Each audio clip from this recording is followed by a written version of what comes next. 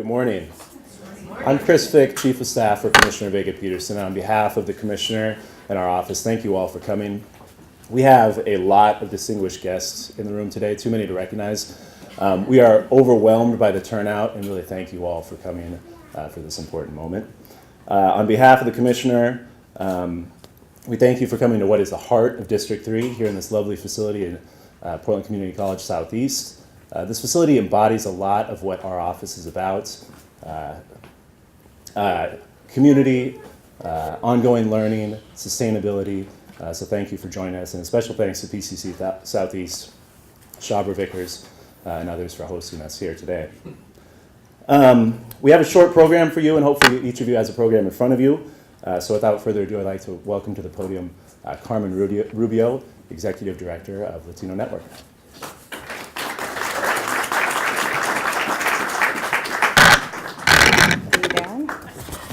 Good morning, everyone. I'm really, okay.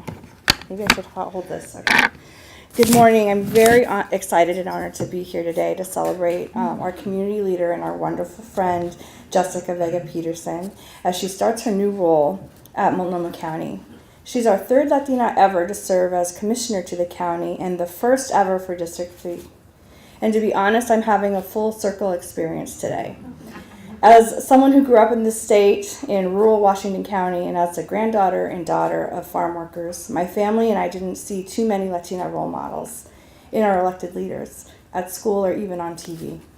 It wasn't until I was just out of college that I had the chance to work on my very first paid campaign as a field director, which was a very fancy word for volunteer coordinator, for a candidate who went on to become Multnomah County's first Latina elected to the commission, Serena Cruz. And I remember how I felt when I started volunteering on her campaign. I felt really energized and really hopeful.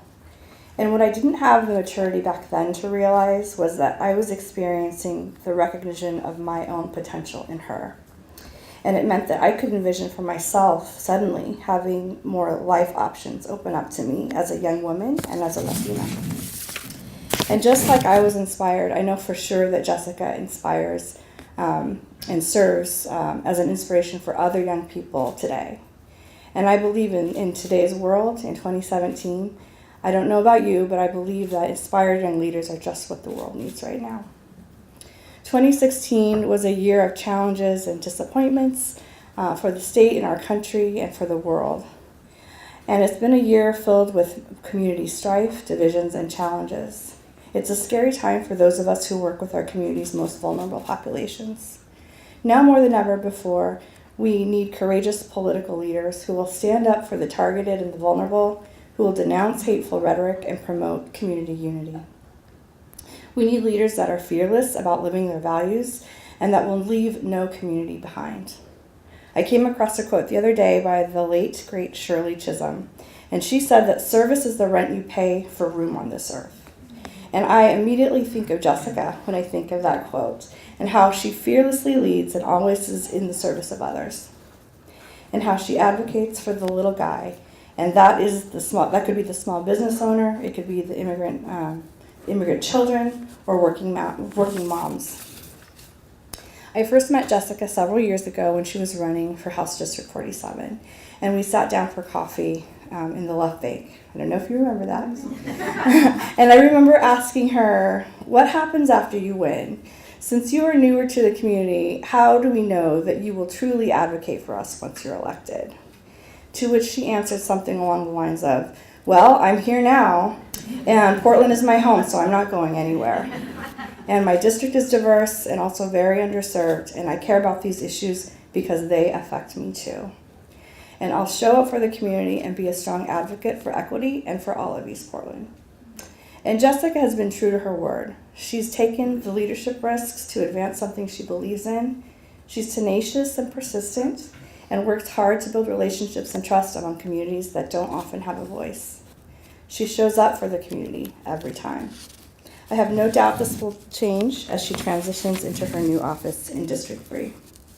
Jessica, I suspect that you will do what you always do, working hard to get things done for the community and then showing up for us, continuing to build trust and relationships between government and the people that it serves, And we will work with you to end racial and economic disparities across all our communities so that everyone moves forward and no one is left behind. And we'll join you in advocating for safe and affordable housing and adequate resources for our communities in need. And we'll support your advocacy to keep children and families always at the center and provide them education supports and opportunities. And then we'll all stand together with you and your colleagues to advocate for local strategies that keep immigrant families together and safe. We're eager to see our community move forward in this year, and we're very excited for you in your next 4 years at Multnomah County. And with all our love and appreciation, my nonprofit and community colleagues and I congratulate you on this wonderful achievement and occasion. Our community is lucky to have your friendship, your support, and your leadership. Felicidades.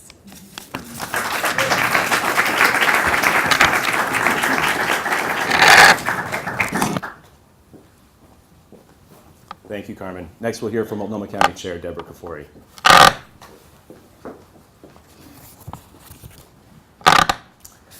Good morning, and I want to start off by thanking everyone for coming today and thanking Jessica for the honor of allowing me to be here today to welcome you to Multnomah County and to thank you for being a part of our Board of County Commissioners.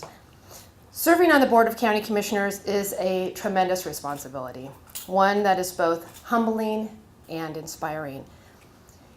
It's hard to believe, but it's been 8 years since I was sworn in to serve the people of Multnomah County. And every day, I'm motivated by the stories of the people who come to us for help. We help veterans who've served our country but can't find a place to live. We help people who are struggling with addiction and want to get clean and sober. And we help kids who don't have a place to go after school. This is hard work, and I'm very glad that the voters saw very clearly that Jessica has what it takes to solve these problems. Jessica and I both served in the Oregon State Legislature, and I think it is the perfect proving ground for the work we do at the county. Because at the legislature, you basically have one responsibility, and that's to balance the budget.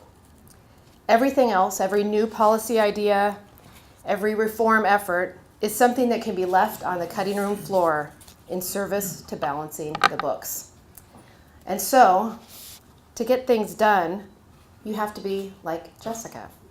Smart, tough, determined, maybe a little impatient. You learn how to make sure that everyone in the Capitol building knows that you won't rest until your bill gets a hearing, gets a vote, and gets placed on the governor's desk for signing. And part of how you do that is by bringing the community to the table. And this is where Jessica excels. She knows the challenges facing families in Mid-County: rising rents, limited service, and roads without sidewalks. During my time at Multnomah County, I've been inspired by the way that our community comes together to solve really difficult problems. Remember the Selwood Bridge? For decades, experts told us that we needed to replace the Selwood Bridge. It had a sufficiency score of 2 out of 100, and no longer could heavy trucks or buses travel over it safely. And while we had a plan on the books to replace the bridge, no one had brought together the local, state, and federal partnerships that were needed to get that bridge built. It wasn't easy, but by being persistent, we got it done. And it just so happens we have another bridge in need of an overhaul. In the case of a major earthquake, the Burnside Bridge, our designated lifeline bridge, will crumble, leaving the east side isolated from downtown and our first responders stranded. We're looking into what it will take to make sure that the bridge will stay standing, but it's going to take a lot of hard work to pull together the people and the money to make that happen. Thankfully, Multnomah County now has a commissioner ready to tackle that challenge and any other that comes her way. Because while we know the importance of this physical bridge, we also know that arguably more important right now is building our relational bridges. There are too many people in our community, people who are feeling scared, fearful, marginalized, and don't feel that they have a seat at the table. And I know that as of yesterday, when they look at the Multnomah County Commission, they see the makeup of our 5 strong women commissioners, the majority of them who represent the minority of our population, people feel a new sense of hope. And I am incredibly happy that Jessica Vega Pederson is bringing her talents and determination to our local government. And I'm sure she's really happy to leave that Salem commute behind. Thank you for your service, Jessica, and I'm looking forward to our years ahead.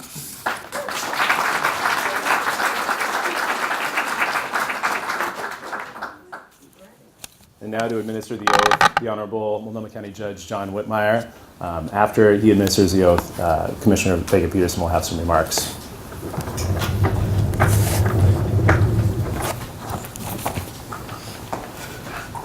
Facing the camera.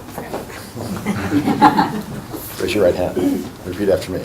I, Jessica Vega Pederson, I, Jessica Vega Pederson, do solemnly swear do solemnly swear that I will support the Constitution of the United States of America, that I will support the Constitution of the United States of America, the Constitution of the State of Oregon, the Constitution of the State of Oregon, the Home Rule Charter of the County of Multnomah, the Home Rule Charter of the County of Multnomah, and the laws of the County of Multnomah, and the laws of the County of Multnomah, and that I will faithfully and honorably conduct myself and I will faithfully and honorably conduct myself in the office of Multnomah County Commissioner District 3, in the office of Multnomah County Commissioner District 3, to which I have been elected, to which I've been elected, to the best of my ability. to the best of my abilities.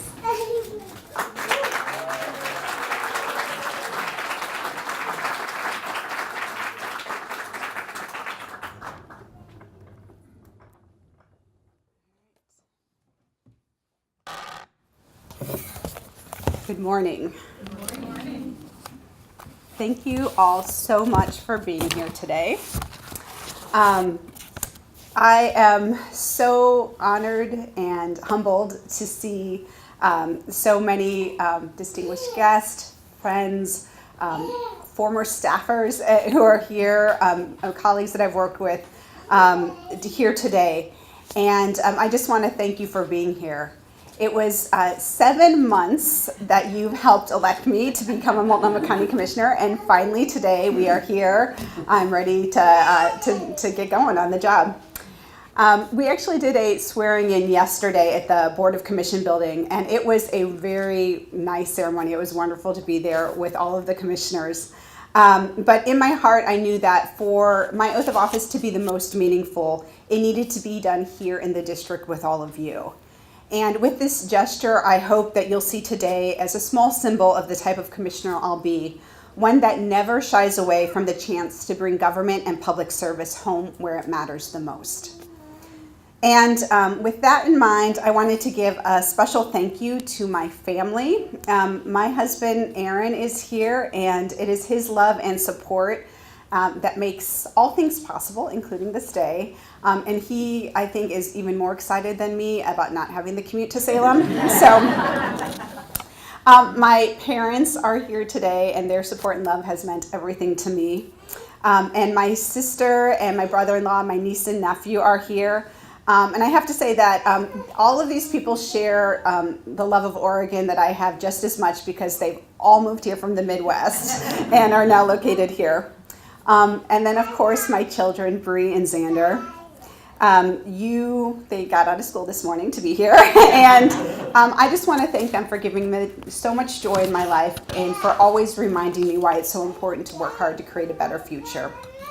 I also wanted to thank Carmen Rubio for her kind words, and she talks about having role models in the Latino community. She is that role model for the Latino community, so I am so happy to have her here. Deborah, thank you so much for your friendship and for your devotion to Multnomah County and its people.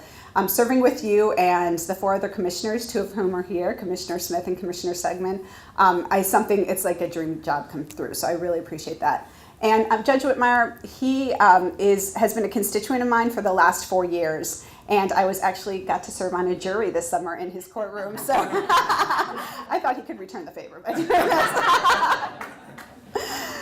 So today, when I took my oath of office for Multnomah County Commissioner, I raised my hand to more than just taking an oath of office. I raised my hand to raising expectations.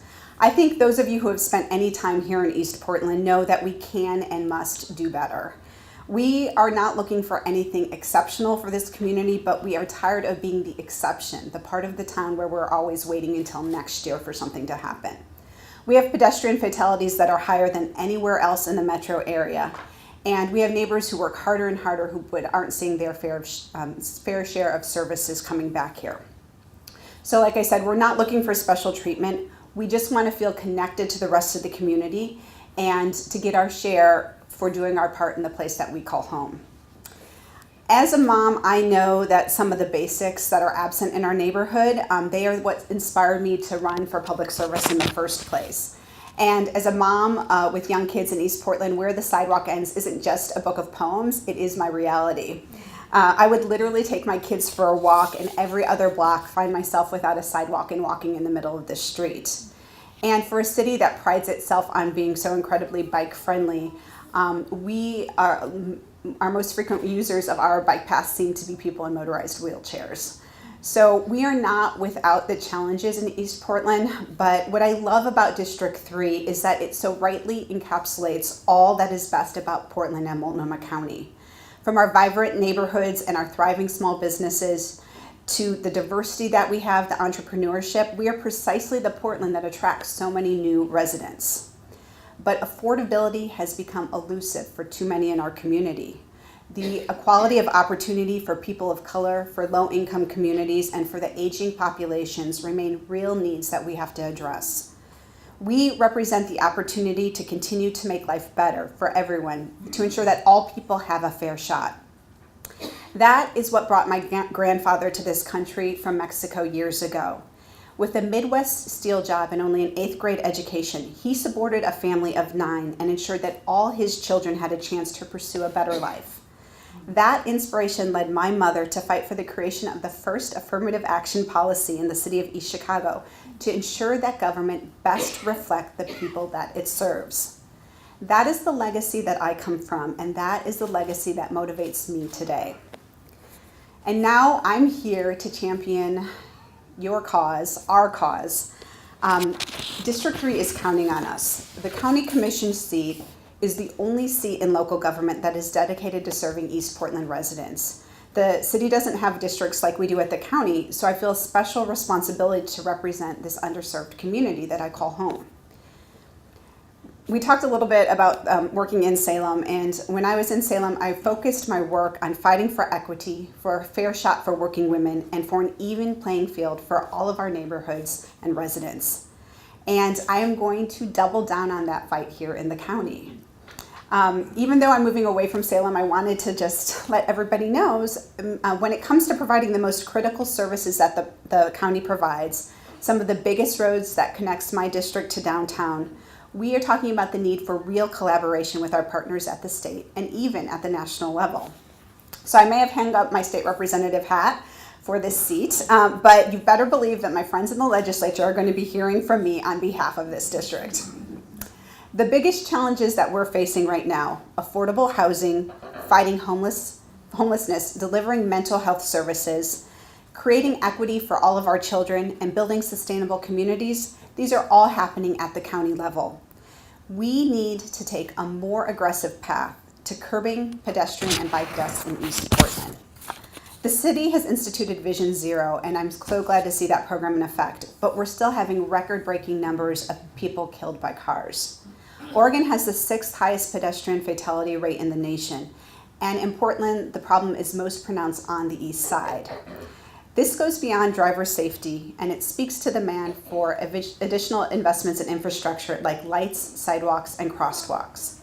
I am eager for Multnomah County to continue to be a national leader in smart growth with more transit options and more means to ease the commute times for residents no matter where they work and live. But the fact is, we also need to address these basic safety concerns. The root of our fundamental focus and the core of providing people a fair shot here in our community is housing. I'm proud of the agreement that the old commission under Chair Kafori worked out with the city to provide for an extra 600 beds just as these cold winter months were starting. But we know that there is still work to be done. Just this past Monday night, a man died of hypothermia not far from here at 99th and Burnside. Tragedies like this should not happen in our community. People need a place to live, and we need to come together as a region and bring partners in beyond Portland and even beyond Multnomah County to attack this issue and to put real solutions to work. Just as we seek solutions for those with the least means of able to afford a home, we cannot forget those that may be more stable, but are literally one rent hike away from being pushed out of their neighborhoods. This is the housing crisis that people of all generations are talking about at their dinner tables. And I see it firsthand all the time with people in my district. In the spring, when I was out knocking doors with Chloe, who was here today, I met a man who lived at 50 and Stark. And he always voted in elections. That's how he ended up on my list. But that day he looked at me and he said, you know, my landlord just raised my rent over 10%. I'm not even going to be living here on election day. He couldn't afford to stay. And we lose people like this all too often. And it should be all of our collective work, whether we're at the city, the county, the state, or the private sector, to think about the opportunities that we can create to increase wages and ensure the housing market does not exclude the very people we are trying to attract. Affordability is an essential part of the fair shot we want to provide in Multnomah County. It's the drive that, as I said during the campaign, pulls in all of our neighborhoods so we don't push out our most vulnerable citizens. A fair shot means a level playing field so that people in all part of our county have access to economic opportunity. Part of this approach can include requiring county construction projects to have community benefit agreements to intentionally plan for opportunities in more of our neighborhoods. We also need to increase where we offer county wraparound services and use multi-generational approaches to make sure that we aren't leaving any of our residents behind in our quest to make our social services available to those who need it most. And a fair shot means our common goal are not moving targets. We'll make sure that workers in Multnomah County have fair, predictable schedules so that they can plan for themselves and their families. And in the realm of governing, a fair shot also means an open door. I am here to collaborate with you, with my new colleagues at the County Commission, and with the hardworking staff of Multnomah County. The three people that I have assembled for my personal staff are passionate about our community. They have deep knowledge of our government, county and state, and strong alliances among diverse stakeholders. And they have a talent for helping people in all walks of life, no matter how long they've lived here, to gain knowledge and understanding they need to feel welcomed as a part of our democracy. I chose them to join me because I know that they will best help you. So Chris, Anna, and Hayden, if you could please raise your hands so everybody knows who you are. Thank you so much for being here.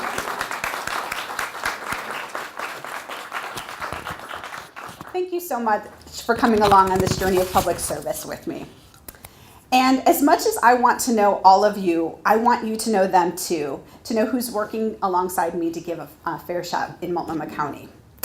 And to that end, I want to make sure that you know that we're here to work with you directly. So whether you have a specific policy you'd like to give input on, or you know somebody who would be a great person to help us with our work, we want to hear from you. Whatever you have to offer, we need your help to bring it to bear for our county. There are more than 760,000 residents in Multnomah County, and there are only 5 commissioners. So we need your help.